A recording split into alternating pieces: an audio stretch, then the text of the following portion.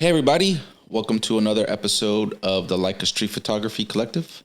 I'm Ricky, and today's guest is a great friend of mine, Shawn Cooper. So once again, I want to thank you for taking the time out of your busy day, giving the listeners something to listen to. So please introduce yourself, where you're at, where you've been, what you do, anything you'd like the world to know. Okay. Well, Ricky, thank you for having me. I appreciate it very much. Always, if you can't actually do photography, the next best thing is talking about photography. So I'm always up for that, and I have enjoyed your podcast for some time. So, my name's Shawn Cooper. I'm a Midwest-based photographer. When I say Midwest, I mean Indiana and the greater Indianapolis area. And I haven't really been a street photographer for that long, only a couple of years. Before I got into street photography, I did some wildlife photography, mostly birds, and that was in Arizona. And when I moved to Indiana a few years ago, I realized that the weather out here, particularly the winters, were not conducive to a lot of wildlife photography. And I realized I was going to have to find some other types of photography to spend my time on, particularly in the colder months. So I, played a little bit with the landscape, and then a couple of years ago, I had an opportunity to photograph the Day of the Dead celebration here, and I really enjoyed that, taking portraits and interacting with people. And shortly after that, I had an opportunity to attend a street photography workshop with Phil Penman in New York City, and after that, I was hooked. I was hooked. So that's my primary photography now is street photography. Around Indianapolis here, but I love traveling and going to different places and checking out the photography scene and other places as well. Mm-hmm. So I know you travel around a lot. I'd like to get some of those locations for the recording. Sure. I will say that taking a workshop with Phil is magical for new listeners who are kind of like teetering the line. Should I do it? Should I not? I really want this Knock Deluxe, but I really want this workshop. I will say the Knock Deluxes will be there. Jump and invest on the workshop first, right? And it could be with anybody, whoever it is that you're just really aspiring to be like. I always highly recommend workshops, mentorships over gear now. And the gear, again, will come at a later time. It'll serve its purpose. But really mastering the art of creativity is probably the best step.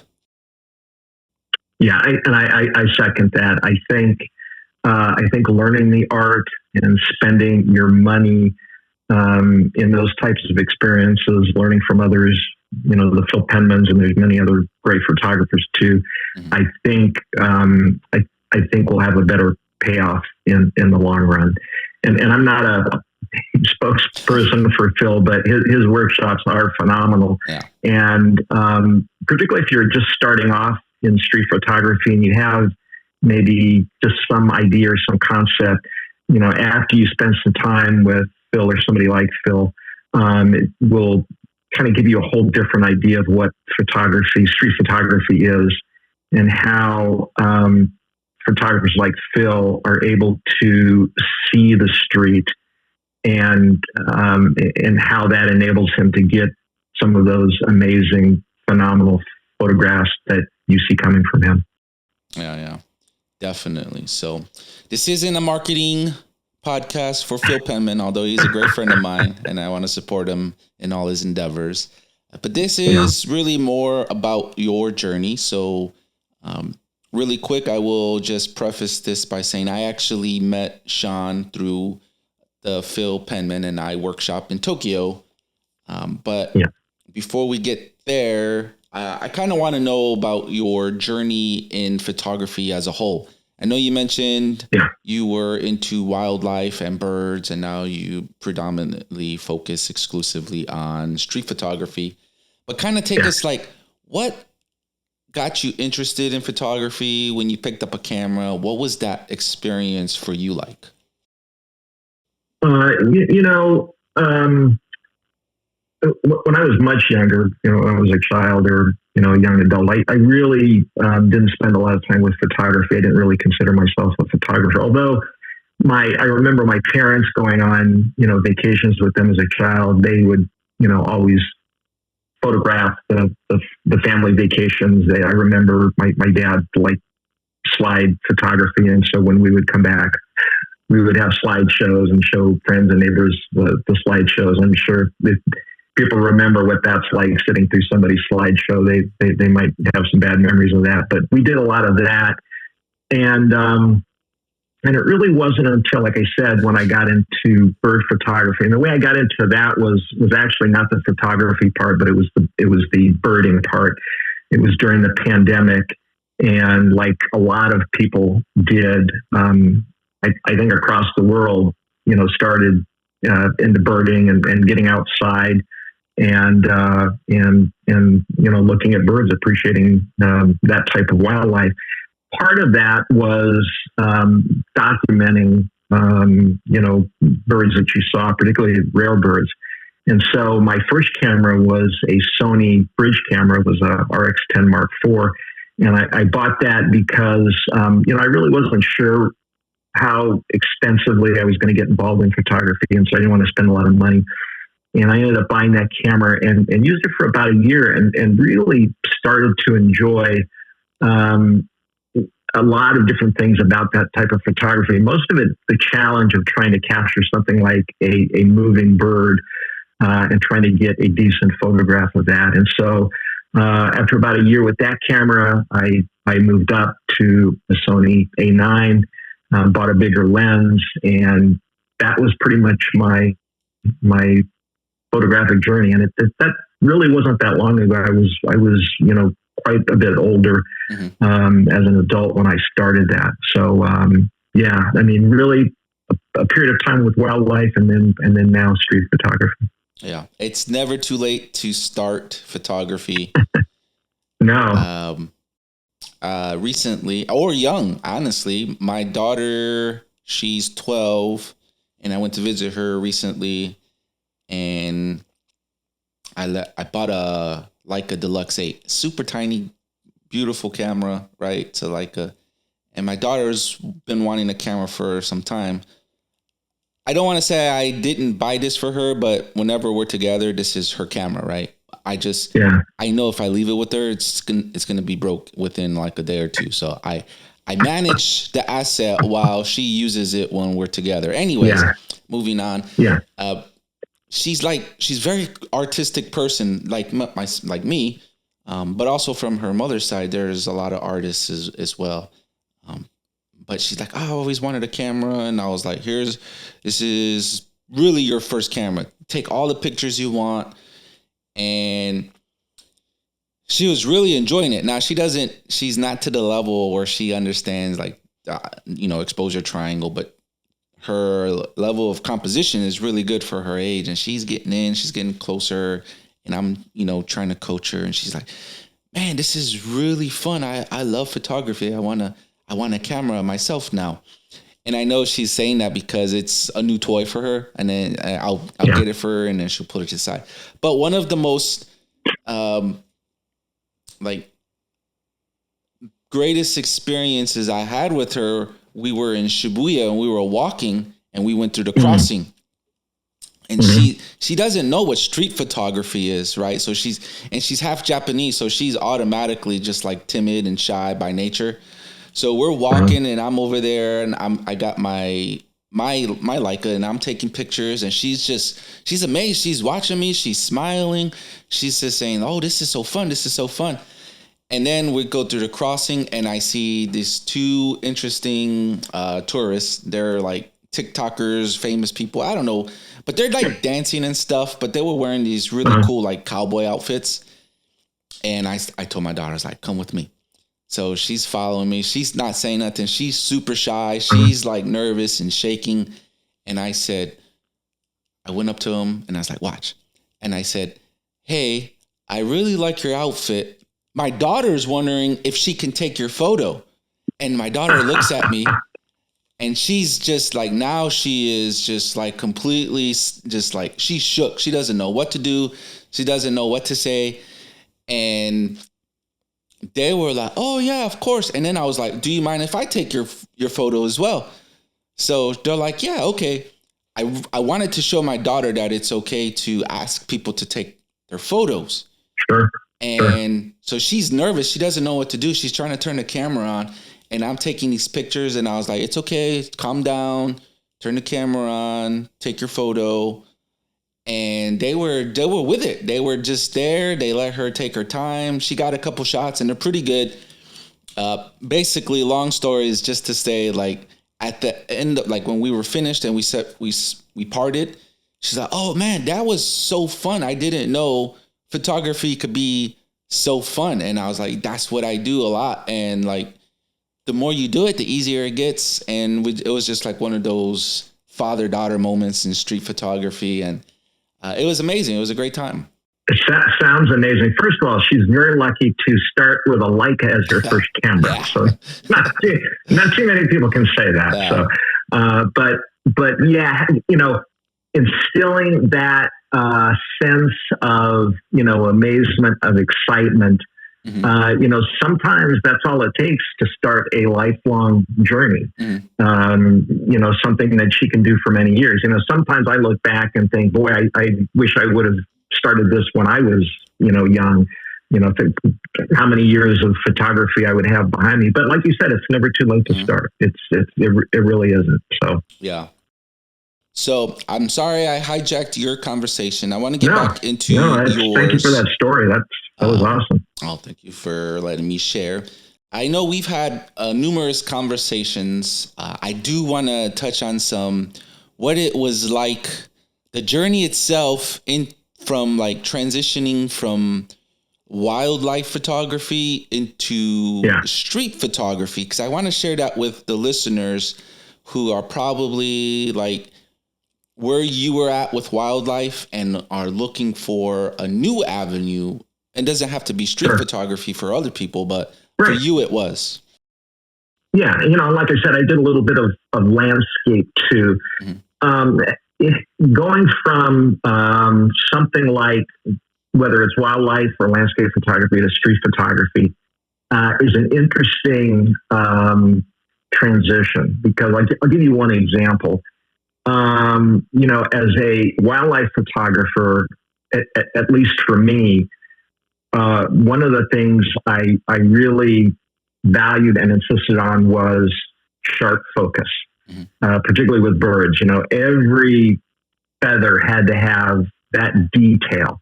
And if I wasn't able to capture that, then it was like, well, then I failed with that particular shot.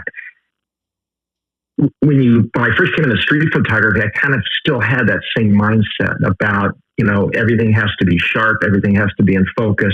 But one of the things I learned is that, well, for street photography, that is not a requirement. Mm-hmm. And sometimes you don't want that. Yeah. Sometimes you might want some blur in your photos. Sometimes you want subjects or backgrounds or scenes that are out of focus. So it really is kind of a way of expanding the way you think about photography. It's an interesting way of growing in photography when you're doing something that's so completely different. And part of that is the excitement too of doing something like that. So yeah, it was an interesting transition. Yeah. So I like all of these phrases and statements and sentences that we're putting together here. I particularly want to touch on where you're like, when you were in wildlife, everything had to be in focus. And then now we're in street photography. Those rules no longer apply, right? And if, for those who may have listened to earlier recordings I've done, I like to call it like backwards learning, right? So you get to a point where you feel you mastered all of the techniques at your skill level, right? You're a master of pushing the shutter. And then like you have all of these rules, 1,700 million rules. And then now you're at the point where now I have to forget all of those 1,700 million. Yeah. And then you're like, pretty much. yeah, why did I learn those in the first place? Yeah. Well, it's basically you're learning the foundations, right? You want to know the basic techniques, and you want to be able to apply that to unlearning those rules. Like, I know how to do it, but I don't need to solely focus on doing that only. Yeah. Well, to be honest with you, I think starting off like that, I think for me, that was a good beginning point, because mostly I was photographing birds that were still, or that was my goal, is like, I want to photograph a bird that's sitting still. I did some birds in flight. That's kind of a whole different deal. But because of that, I was able to, master those settings where I knew I could capture that. Moving into street photography, since I had already done that, it made me, I guess, more easier. It was easier for me to adapt to a street environment where people were moving, where everything was moving. Most of the time when you're on the street, people are not standing still. Sometimes they are, but a lot of the times you have traffic, you have cars, you have people, everything around you is moving. And when you spend some time, focused on stationary objects, you've learned your camera, you've learned the settings, you've learned the triangle. I think in some cases that might make it easier then to transition to a street environment where now you're not worried so much about the settings on your camera. Now you're worried about the scene in front of you, the light, the composition, those types of things. Yeah, definitely. So I want to ask a question. Yeah. I don't know. Every time I hear people talk, it makes me come up with these deep questions. So I already know my answer. What would you say is the most, I don't want to say forgotten, underutilized? What do you feel is the most underutilized characteristic or trait? I don't know what's the more proper term here, but underutilized technique that photographers use, whether it's in wildlife, landscape, and or street photography. Most underutilized. You mean like a photographic technique? Yeah, whatever. It can be anything. We've had how deep I go. Well, I think it might be, for me, I again, coming from the wildlife stuff, where everything was fixed, you didn't play around with the settings too much. With street photography now, I find that I spend a lot more time, manipulating shutter speeds, aperture to get the lighting in the camera correct, even playing around with ISO, those types of things. So I don't know, that might be underutilized for a lot of photographers, where they're not playing around with those settings for an intended effect. I'm not talking about just to get the proper settings, but to try settings that get you something different, something that looks different from what would be considered the correct settings.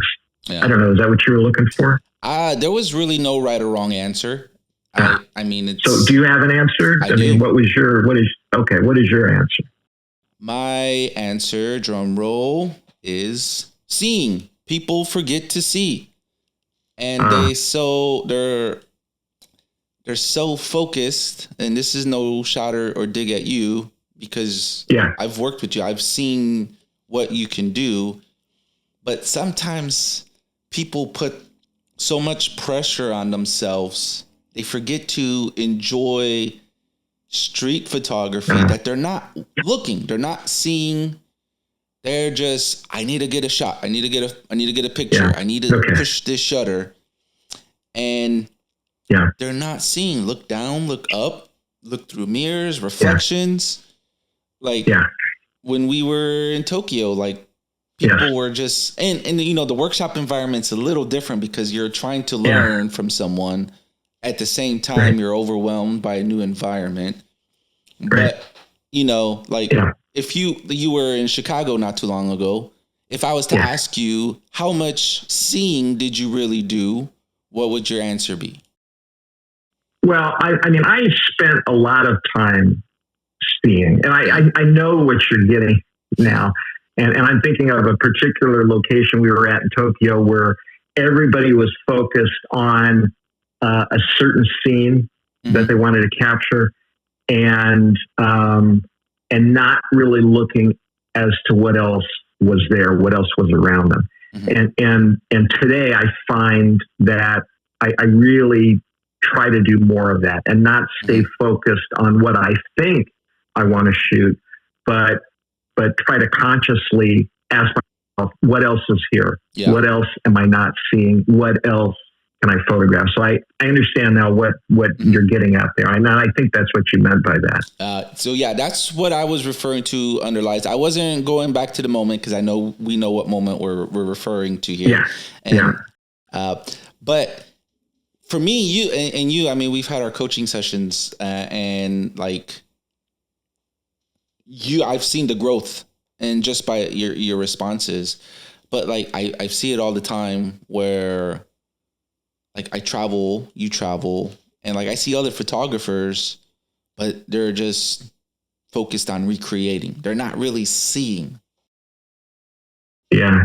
I don't know.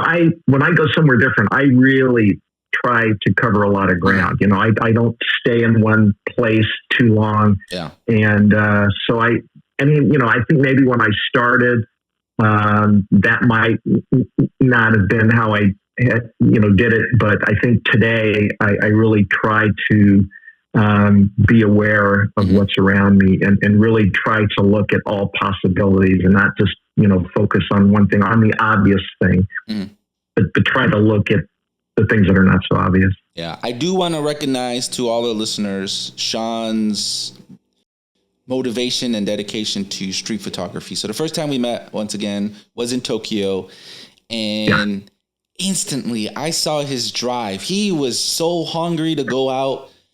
Usually whenever we would release the people to go out and advent, he's like, I'm ready. He was like that guy waiting for the gun to start the race. He was just like, let's go. I need to go. I need to go.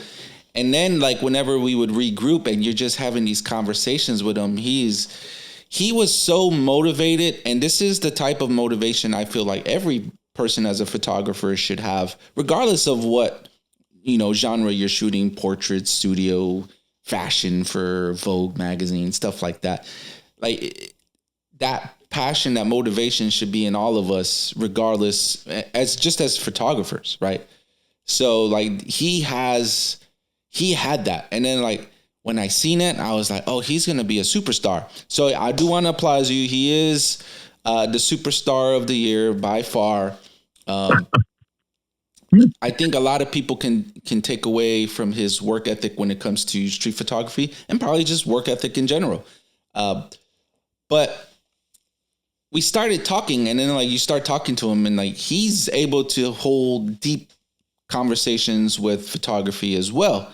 So like this is a person I would aspire to be like if I was brand new to photography. So I'm gonna highlight. I don't have any claps over there on my soundboard, but I'll give you some applause. Going back to thank you. I will say real quick that it's very easy to be motivated and inspired when you're in a place like Tokyo, and and to a certain degree, Chicago and New York. What the real challenge is when you are, let's say, in your hometown, your home city, wherever that is, and trying to keep that motivation. That is, for me, the real challenge in street photography. I think just about anybody can go to, Chicago, Tokyo, Berlin, Paris, London, and have a very high level of excitement and motivation about their street photography. But it's when wherever you live, just getting out on a weekend and still having that same level of excitement and drive, that is really the challenge. And I try to work on that. I try to be just as motivated when I go out here in Indianapolis. So I like that you said that, shooting in your own backyard, it is challenging because it's normal to you. And the funny thing is, like, if you talk to any photographer who lives naturally in Tokyo, they'll tell you like 10 out of 10 people I've meet that live in Tokyo, they're like, "Oh, I don't like it here. There's too many people." And out on the outside looking in, you're like, you're in like one of the greatest cities ever. Yes. And you're like, why don't you do this? And it's just routine to them, right? So it is a challenge wherever you're at and wherever you live, to try to keep that same level of motivation.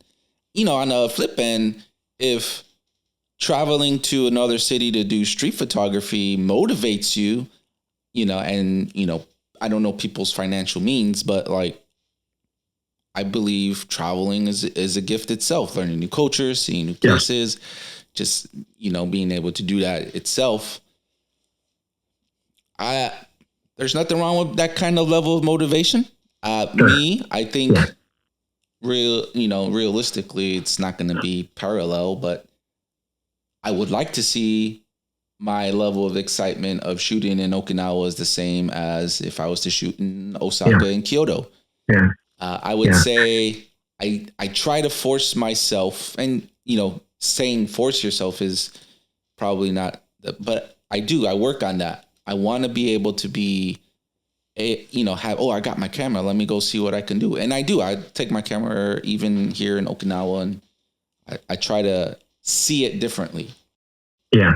I will tell you, having those travel opportunities, even if they're infrequent, I think that that gives you a little bit of a push, a little bit of a jolt, so that when you do come home, you're able to carry some of that with you. Mm-hmm. So so I don't travel extensively, but I do like to go somewhere different every now and then, just to keep that spark going. I'll tell you something else that I've learned about, just photographing here locally, because I tend to go to the same places, and sometimes the motivation is not there. But one of the things I found is when you have kind of a hometown or home base, places that you visit frequently, a lot of times when you get to know certain areas, it becomes advantageous for seeing things and anticipating things that are going to occur there that you might photograph later. A lot of times I'll see, a scene, I'll see something, I really won't know what to do with it, but because it's local, I'm able to go back multiple times until I can finally find, what it is about that place that I wanted to shoot, and I just haven't figured it out yet. So that's the benefit of going somewhere that you go all the time, even though it may not be exciting anymore. At least it gives you chances to really work on your creativity as to what you can do with those places. Yeah, most definitely. I agree. What I would say benefited me the most whenever I travel, and even when I'm here, is when I'm walking, like sometimes I'll know a path that I want to go, and I know where I want to end. And I looked down the street and I was like, I've never been that way before. What's down there? And then I'll go, and then there's like this really cool park, or there's this really cool building. Yeah. I'm drawn towards old, historical, just run down, beaten up looking grungy buildings. I don't know why I like that, but I do. And I see them, and I'm just like a paparazzi. I'm just finding all my different angles, and I'm just going crazy. And it's just a building, and people look at you like, why is this guy taking a picture of old deteriorating bricks? I like that kind of stuff. I don't know why. So I walked down, and it happened when I was in Osaka. I was like, I've never been down this street. I'm gonna walk. And it just so happened that whole day I was looking for cherry blossom trees. I couldn't find one. And I'm just walking, and I'm walking, and I seen like this really small little alley, and I was like, I wonder what's down there. So I go in there, and then it happens to just be like this shrine covered. It's if you like, you've been to Japan, like Tokyo, obviously, but in Osaka, it's a little different. But some parts in Tokyo are also like there's these shrines just covered up with like modern buildings. They leave the land there, respect, the culture. I remember some of those in Tokyo, just walking down a street and then seeing one of these little buildings, just they're kind of seemingly out of place. So, So I went in there and there was like all these, there were smaller trees, but I was like, oh, okay, this is what I was looking for. And then I left and then I was walking and then I found another alley and then it was like the jackpot. I found exactly what I was looking for, buried deep down. And if I didn't have that curiosity, stay curious, my friends. If I didn't have that curiosity to go down there, and I would have just stuck to the tourist route, I would have never found it. Yeah. We all like our routines. And I find I do the same thing when I go out here in Indy. When I go downtown, I have a little route that I tend to gravitate to. But I try to force myself, okay, I went this way this time. I need to try at least one new street or at least one new route every time I go out, because that's how you discover new things. That's how you meet new people that you hadn't seen before. So yeah, I think that's important, is to vary your routine, do something different. Absolutely. All right.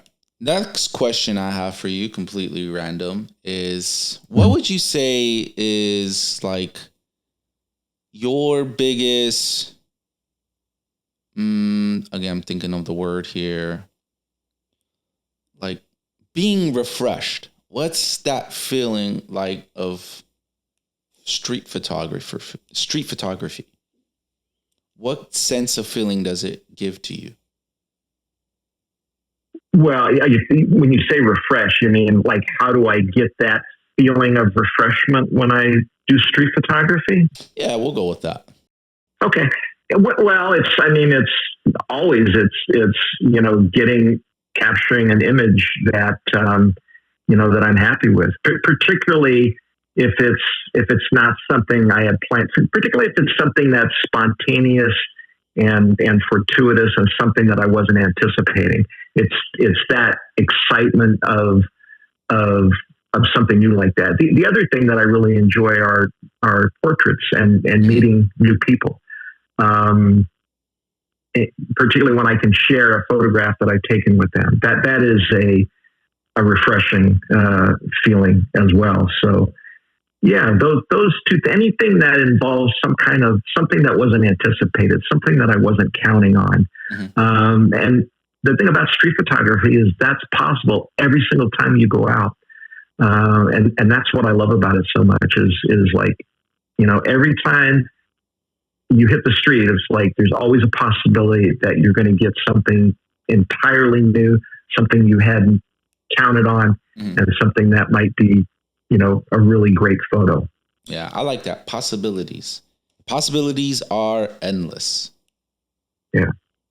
Yeah, every day is a new day. No matter what happened today or yesterday or 2 days ago, and even if you're going to the same location, I go to a few different locations here, and a lot of times it's like, I come home, I don't really have anything, but every now and then, something will just be there. And, and it's like, wow, this is so cool, because I've been here before. I've never seen this. Today I saw it, and today I got a really good photograph of it. So that's for me what keeps it going. Even if you have outings where you're going out and you're not really seeing anything, and you're coming back and you don't really have any photos, that doesn't mean it's going to be like that the next time you go out. It might be completely different. Yeah. That's the excitement of street photography. I definitely agree. It's kind of like, and there's like 365 days, 366 on leap years, something like that. The light is different. I can give kind of a similar example, is like when the sun rises. I'm driving to work sometimes, it's cloudy, sometimes it's not. Sometimes the sun is tiny. This past week, the sun was huge. It was like the size of, I couldn't put it in the size because it was just big and you could see it. It was like, you can actually look at it without burning your eyes and like, oh, I can't see it, looking away. I don't know why that is. I could see the orange circles perfect, and it's large. You know, the possibilities. It's always endless. Yeah, and that's the other routine that we get into is, sometimes we tend to go out at the same time of the day, whether it's in the morning or midday or the afternoon. And that's the other thing you have to change up. Yeah. In addition to your route or where you go, you have to change up the times of the day because, like you said, the light is always going to be different. That's another interesting thing I thought of in the transition we talked about at the beginning from wildlife photography to street photography. I think most wildlife photographers will tell you that it's either, an early morning thing or a very late afternoon, evening thing, because that, you want that sun low on the horizon. With street photography, I love shooting in the day because I like the harsh shadows. And so, you can have great photographs in the morning and in the evening, but you can also have photographs in the middle of the day where you have these very, very, this very, very contrasty light and these very these dark shadows, and I really like that kind of photography. Yeah. So I kind of want to get into your experiences of travel photography. We don't have to discuss workshops if they were on workshops. Just kind of relive what the experience of, I would say, top 3 cities you've been to and what your photography experiences were like there. Yeah. Well, the top has to be Tokyo. I don't know that there's any place on earth, like Tokyo. The architecture, the people. There's a certain energy there. There's a certain vibrance there that translates into great photography. I mean, even if you are not a great photographer, it's hard to go there and for anybody not to get really, really good photos. Plus culturally, it's just a very, very cool place. The people, the food, all of that is just really, really exciting to see. And so even if you're not getting good photographs, it's one of those places where it's still a joy to be there. And so, yeah, by far, I think Tokyo has to be, for me, number one. Okay. Biggest or most memorable photographic memory from Tokyo? I think it has to be some of the portraits I took there. That's when you're connecting with people. That's always, for me, that's always more memorable than shooting a scene where you're not interacting with somebody. So no matter where I go, for me, it's always the portraits that I remember because it was an opportunity, to connect with somebody. And so I had an opportunity. I was very fortunate to be able to have a few very nice portraits in Tokyo. Yeah, definitely. I had to reassess my city ranking, and I think Kyoto is my new favorite city in Japan. Oh, okay. I love it. I love it. Every time I go, it's different. Obviously Tokyo still has a special place in my heart. Big city. Sure. I love that. But yeah, Kyoto just hits differently for me. But all right. Next city. I have to say New York. I mean, that was where I did my first workshop. And, for here in the U.S., for me, nothing beats New York. It's just, again, has a lot of similarity to Tokyo in terms of, the huge mass of people, a mass of humanity. Again, very vibrant. It just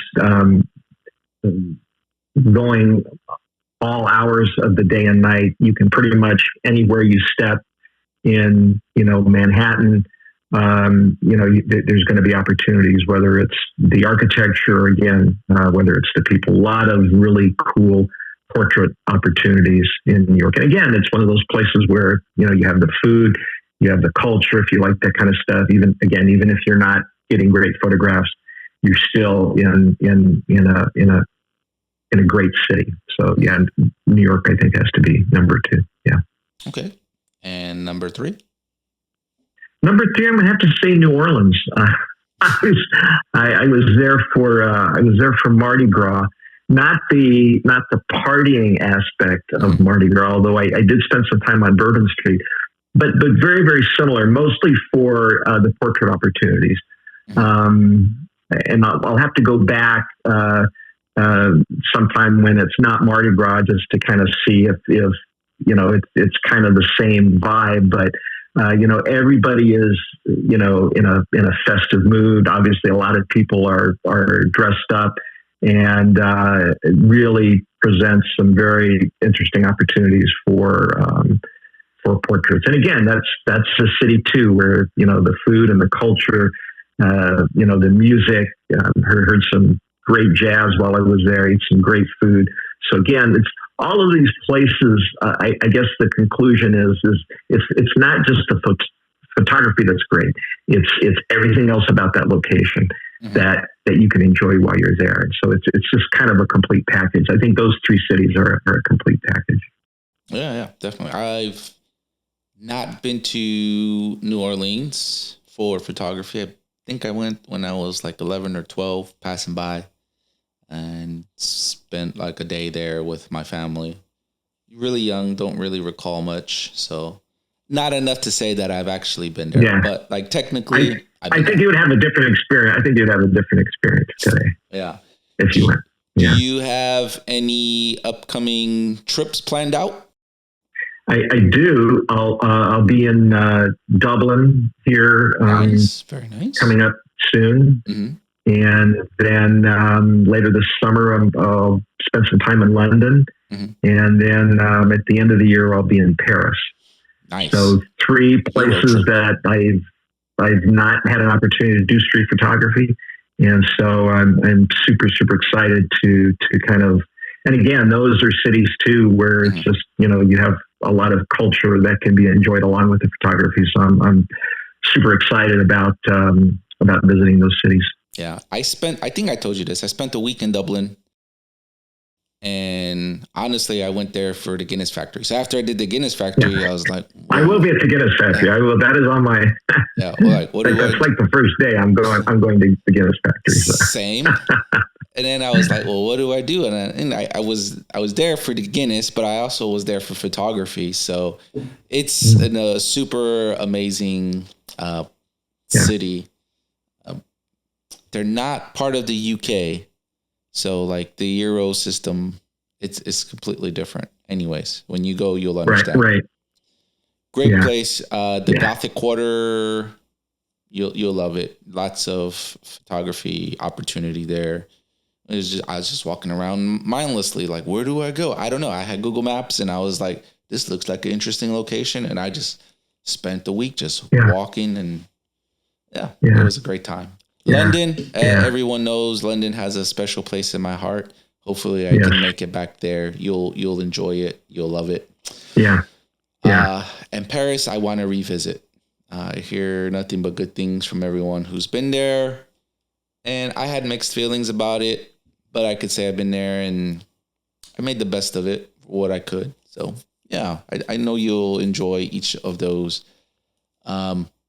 Not that it matters to this point, because when you get there, it'll probably change. But do you have any particular goals that you want to, photography-related goals that you'd like to accomplish while you're at, like, Dublin, London, Paris? Yeah, nothing specific. Although I will say that I hope I have some opportunities for some portrait photography because. That's always something I like to experience when I go to a new city is meeting, people from there and, interacting with them and hopefully being able to take their photographs. So that's always a goal is to be able to shoot some portraits and really just to kind of, doing what you just described is just kind of wandering the streets, just kind of, going here and there just walking down different streets, trying different locations. that's always something that I like to do. Also, just kind of an open exploration, because I think when you do that, those are the times when you find the surprises, the things that you are not expecting, and that's Yeah. I really like that feeling, and being somewhere new and coming upon something or finding something that's totally unique that you've never seen before. So, if you ever in future get a chance to go back to Europe, you have to try Barcelona. Barcelona, okay. Barcelona. I went there and I spent a week. I don't know. It was just really easy to travel when I lived in the UK. It was such an amazing time. Now, I will have to preface this, like, Barcelona has the highest pickpocket rate in the world, so just be careful for thieves. But honestly, I don't know if it's just my mean face. No one really bothered me, but no one really bothers me anywhere I go, which I shouldn't say that, because now next time I go somewhere, someone's going to bother me. But I don't invite like that negative kind of energy. So people just kind of like let me be on my own, which is cool when I'm walking around solo. Plus, I'm from Chicago, so I'm always aware of my 360, close proximity 360. Yeah. I think that's the key. And I've been very, very lucky too in all the places that I've been.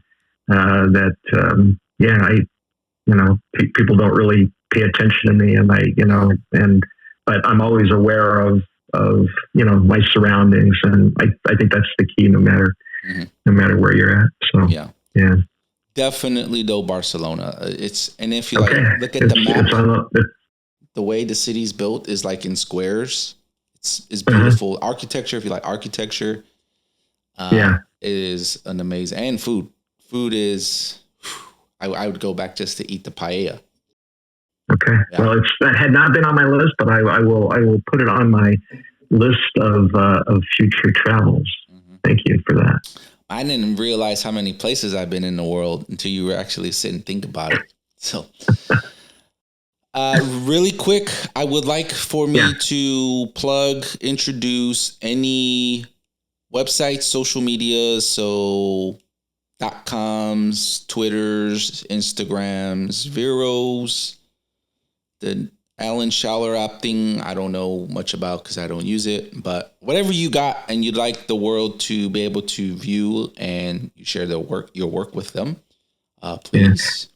I just have one thing. Mine is very, very easy. I don't have a website or any of that. The only thing I have is Instagram, and I really started that up until a couple of years ago. I didn't even really have Instagram, but I actually started that just so I could share my photos with primarily my family, because I would go to these places or take photographs, and my family would say, "Hey, we want to see your photographs," and so that made it very easy for me to just post them. And the reason I use it now for street photography is it's really the primary way that I'm able to share photographs of people whose picture I've taken. When I take a portrait, and they'd like me to share that, then it's very easy to do that through the Instagram app. So that's really all I have. Shawn Cooper 2. There must be a Shawn Cooper 1, but I'm Shawn Cooper 2 on Instagram. And I follow way more people than follow me. So people, I'll warn people not to be surprised, because there'll be a very, very, very slim following for Shawn Cooper 2. So, but yeah, and if I can inspire any other photographers, I'm always happy to do that, because I get a lot of inspiration from the photographers that I follow. And, I enjoy looking at their photographs. So if I can give anybody else, that just a little bit of enjoyment, something they haven't seen before, something that's interesting, that's cool. Yeah, definitely. So check him out. Obviously, I will include his Instagram handle in the show notes, and people can click and easily access his Instagram page. I was going to say, did you not try Shawn Cooper without a number? But just, here, I'll get myself. I think I did. I think, Yeah, so there's not only there must not only be a Shawn Cooper and a Shawn Cooper 1. There must be 2. So Yeah. it's like because I'm 2 now, so Yeah, I'm you are the two. third in line. So I am 2, but that there's a Shawn Cooper and a Shawn Cooper 1. Mm-hmm. I'm Shawn Cooper 2. So There we go. anyway, all right. Yeah. So now we're getting to the wrap up portion of this, and I would like to ask a few questions in the wrap up portion. Yeah. Number one, what advice would you give yourself if you to go back to today where you like, I want to be a street photographer? Yeah. Forget about landscapes and wildlife. I don't want sharp feathers anymore. I want to take portraits of people in the streets, particularly people I don't know about. What advice would you give yourself? What advice for portraits or street photography in general? Photography in general. Yeah, photography in general. I think because this is something I struggle with, as you know, I think I would be more careful about trying to get that great photo every time you go out, which was something that it took me a long time to get over. In other words, going out, if I didn't get a photo, if I didn't get a banger, there would always be disappointment. Mm-hmm. And I don't do that anymore. When I go out, it's more about being in the moment, enjoying where I'm at. If I get a photo, great. If I don't, no big deal. But I think for a long time, it affected my enjoyment of photography, and it actually took something away from it. And so I think the advice I would give to the Shawn Cooper that's starting off is just be present, be in the moment wherever you're at. Just enjoy that. If you get a great photo, if you get any photo, terrific. If not, you were present on the street. You spent some time on the street, and that's an accomplishment. And the photo is extra. Mm-hmm. I think that's what I would tell myself. Okay. How were you able to disconnect yourself from I need that banger? Well, it was first of all, it was realizing that that's what I was doing, because I think, as you know, that was hard for me to even articulate, because in the beginning it was just, God, I'm coming back, and I just am not real happy with my outing. And part of it is, you want to get that photograph because you want to share it and you want to get the recognition for that, or you want to get the appreciation for that. And so once you disconnect that, then it becomes a lot easier to just say, hey, I'm doing this for myself. I'm not taking this photograph for other people. I mean, I'd even get a photograph, but that is certainly part of it, is wanting to have a photograph that you can post, that you can share. And if that is your primary goal when you go out, then you're going to be disappointed more often than not, because most of the time, you're not going to get a great photograph. You may not get any photograph. In fact, I forget who said it, but a street photographer said, street photography is like 99% failure.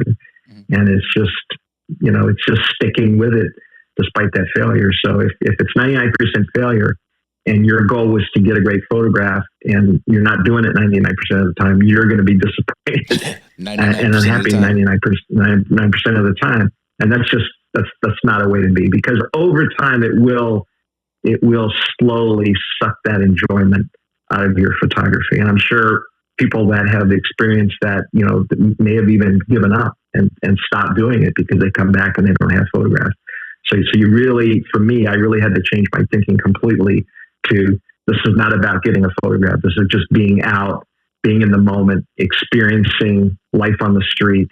And if I get a photograph, wonderful. If I get a great photograph, even better. But that's okay if I don't. Yeah, so. Definitely. So I do like that advice. I like that growth mindset. So to all of those people out there, disconnect yourself from that photograph. As one of my very first mentors told me, it's probably gonna be shit anyway. So there you go. Well, who was it? Prasan that said your first 10,000 photographs are your worst. Yeah. You know, and that's the truth. For me, it's probably more than 10,000. So it's funny you say that, because like early in my recording career and podcast land, like I was analyzing with inflation, right? So like 10,000 photos on film would be like 1 million photos on digital now. So if you haven't snapped a million, you got a long way to go. Hadn't really thought about that. Yeah. So I still have a long way to go then. Yeah, I still have a long way to go. So and then it was, the other one was like 10,000 hours. Like to be a master at anything, you have to do 10,000 hours. But when you hear 10,000 hours, you're like, wow, that's so much. Like I don't even have 10,000 hours like ever to do anything. And then I was like, well, how long is 10,000 hours? And then I looked it up. 10,000 hours is only a year. And I was like, wait a minute, I've been doing this. If I was to collectively add it all together, I'm way past my 10,000 hours. So, yeah. So you're overdue, right? I'm overdue. But again, I learned not to chase that. Like I need that one that's to break me through. Yeah. And sometimes you still feel it. You're like, oh, this is going to be the one people like the most. And then you realize, but like once you say that, you're like, oh, I'm doing this for them. So once you start thinking that, you're like, you're creeping away from what you really want. Yeah. And maybe if that's what you really want, there's no problem there. But like you said, I want to be happy with my process. So once you start realizing, you're like, oh man, like this is gonna be the one that's gonna get me a Leica master shot. But like, who does the Leica master shot really serve? You're like, oh well, now that I think about it, and that whole Leica master shot is all it's just funny. If you ask me, I got my own opinions about Leica master shots. You have to do it for yourself, because whatever is given to you, whether it's likes or admiration, can also be taken away or withheld. And so, as soon as you turn that over to other people, then you're always at the whim of their likes and dislikes. So it really has to be, it has to be for you. It has to be your art and what you appreciate as a photographer. And sometimes it's easy in theory. Sometimes it's hard in practice. Yeah. So I know you mentioned you've listened to a few recordings that I've done with Jim with the unboxing series. Yeah. And we use musician comparisons quite often. It's because he has a career in the music industry. But he worked for Sony, I think, if I remember him saying. That is true. I was listening to, this is completely unrelated to that podcast, but I was listening, and it's just the comparison part. For some reason, music and photography, they compare really well. Yeah. There was someone who was on a different podcast, an entertainment podcast, and he was a rapper that I like. And I was just listening to it. And he said he makes more money as an independent than he did when he was with a big label. And like comparison wise, I would probably be more happy with myself as an independent than I would if I was getting those, I don't know, brand recognition. Maybe there's, I don't know. I'm not a brand. What's the word I'm looking for? Ambassador. So I don't know. Yeah, I'm not a brand ambassador, so I've never been on that side. But like listening to people who've been on both sides, like who do you really believe when they start giving you that information? Like the person who wants to do it but's never done it, or the person who's done both and experienced it? Like, I'm old and wise enough to know the person who's lived through it probably is saying something truthful. Yeah. Yeah, that's a good point. Yeah. We grow wiser as we get older, right? So there's that. Hopefully. Not always the case, but hopefully. And then for the podcast, the last question that I like to end is, who would you like to recommend out there in the retired police force land? Artists, photographers, street photographers, wildlife photographers. It doesn't have to be any of the above, but who would you like to highlight, recognize, recommend that you feel does not get the proper recognition? Yeah, that's a good question. I know you asked that, so I was thinking about it. My knowledge, of other photographers is not, very broad. I haven't done it for that long, so I know some of the more well-known people. A photographer who I did not know of until very recently, but I'm going to be attending a workshop of his in the near future, is a guy by the name of Chris Harrison out of the UK. Mm-hmm. And he's got some really, really interesting street photography. So I think if people, they're able to look him up, Google him, Chris Harrison. I think he's from Brighton in the UK. Mm-hmm. But just as I was not aware of him, there may be other photographers that aren't aware of him either. And, I like to learn about photographers that are not from here, whether they're European based or UK based, or whether they're Japan or in other places throughout the world, because there's lots of great photographers in the world that are not just from the United States. So I think for me, when I can learn about another photographer that's not from here and from somewhere else, that's always great. So yeah, I would encourage people to look him up. His name is Chris Harrison. Okay. Well, I will also include his information. I'll get with you offline so you can give me his handle. Sometimes I try to search him and it's impossible. Yeah. So I appreciate it. Thank you for all of that. Mm-hmm. Any last remarks, closings, greetings? Anyone you'd like to give a hello, warm welcome?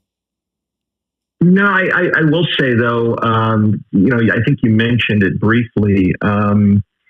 You mentioned some of the coaching that we did, which, you offered after we met in Tokyo, and we had a number of sessions together. I will say, for people that are interested, that really helped me a lot with dealing with some of these things that we've talked about, particularly that need and that desire to always have, always get that photo when you go out, always have that banger and the feeling that accompanied that if you didn't get that, and trying to get to the bottom of what is that about and why was that important, and really trying to get more to the point of just appreciating photography for what it is and not trying to get something out of it, get that photograph, get that recognition, get that admiration. So I will say that was a huge help for me. It still benefits me to this day. So just wanted to thank you for that, for those opportunities you provided. Yeah, well, thank you. I appreciate it. Sure. I didn't want to market myself on this. This is your platform today, but well, I'll help you a little bit. We'll revisit. I appreciate that. I really do. So thank you. Sure. And then obviously to the fans, listeners, and supporters, I apologize for such a long hiatus, right? I haven't done these one-on-ones for quite some time. I would say over a year, but I'm starting to get back into it, and I want to start giving back to the photography community, and people seem to have enjoyed them in the past, and I'm ready to deliver again. So thank you all. I appreciate it. Thank you, Shawn. This is the Leica Street Photography Collective. I am Ricky, and this is Shawn Cooper. Thanks.